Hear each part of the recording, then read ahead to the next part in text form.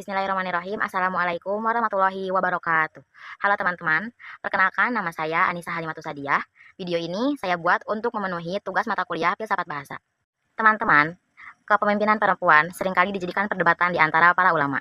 Dan Quran Surat An-Nisa ayat 34 sering dijadikan landasan atas ketidakbolehan perempuan menjadi seorang pemimpin. Maka dari itu, di sini saya akan menyampaikan bagaimana Quraisy Shihab menafsirkan Quran Surat An-Nisa ayat 34 ini. Dalam tafsir Al-Misbah karya Quraisy Shihab, beliau menyebutkan bahwa memang kata rijal di sini seringkali diartikan sebagai para suami oleh kebanyakan ulama. Dan tentunya Quraisy Shihab juga sependapat dengan mereka. Mengapa? Karena ditegaskan pada kelanjutan ayatnya, yaitu karena mereka menafkahkan sebagian harta mereka. Dan tentunya untuk menafkahkan sebagian harta mereka itu ditujukan kepada seorang suami, bukan ditujukan kepada laki-laki secara umum. Menurut saya pribadi, dalam tafsir Al-Misbah karya Quraisy Shihab, beliau itu menekankan tentang penggalan ayat ini, yaitu hanya bertujuan pada kepemimpinan laki-laki di dalam rumah tangga. Nah, selanjutnya, dalam rumah tangga itu tentu ada keadaan-keadaan yang membutuhkan seorang pemimpin. Nah, maka dari itu, dalam ayat ini, Allah Subhanahu wa Ta'ala menetapkan laki-laki sebagai pemimpin dalam rumah tangga. Nah, penetapan ini dilandasi oleh dua faktor. Faktor pertama yaitu karena Allah telah melebihkan sebagian mereka atas sebagian yang lain. Apa? Yaitu berupa keistimewaan yang diberikan kepada masing-masing.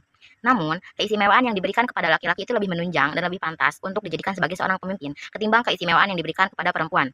Mengapa demikian? Karena keistimewaan yang diberikan kepada perempuan itu lebih mendukung perannya untuk mendidik dan membesarkan anak-anaknya. Sedangkan keistimewaan yang diberikan Allah Subhanahu wa Ta'ala kepada laki-laki itu dianggap lebih menunjang untuk menjadi seorang pemimpin. Laki-laki dan perempuan tentu memiliki perbedaan yang cukup signifikan. Nah, dalam tafsir ini dijelaskan banyak pendapat ulama mengenai perbedaan laki-laki dan perempuan. Namun, dapat disimpulkan bahwa perempuan itu berjalan di bawah pimpinan perasaan, sedangkan laki-laki di bawah pertimbangan akal. Laki-laki berpikir secara praktis, menetapkan, mengatur, dan mengarahkan. Sedangkan perempuan, mereka memerlukan kepemimpinan laki-laki. Namun, dengan ini tidak dibenarkan untuk menjadikan atau menganggap perempuan itu lemah karena bertolak pada perasaan. Faktor kedua yaitu disebabkan karena mereka telah menafkahkan sebagian harta mereka. Kata telah menafkahkan itu menunjukkan bahwa kegiatan ini telah terjadi pada masa lampau dan masih terjadi sampai sekarang.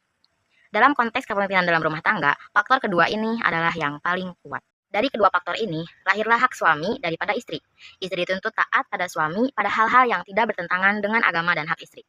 Atas kepemimpinan suami terhadap istri dalam rumah tangga tidak berarti menjadikannya berlaku sewenang-wenang. Tetap diperlukan musyawarah dalam berbagai hal antara suami dan istri. Teman-teman, Quran Surat An-Nisa ini banyak ditafsirkan oleh para ulama, mulai dari ulama klasik sampai ulama kontemporer. Dan hasil penafsiran mereka juga berbeda-beda tentunya.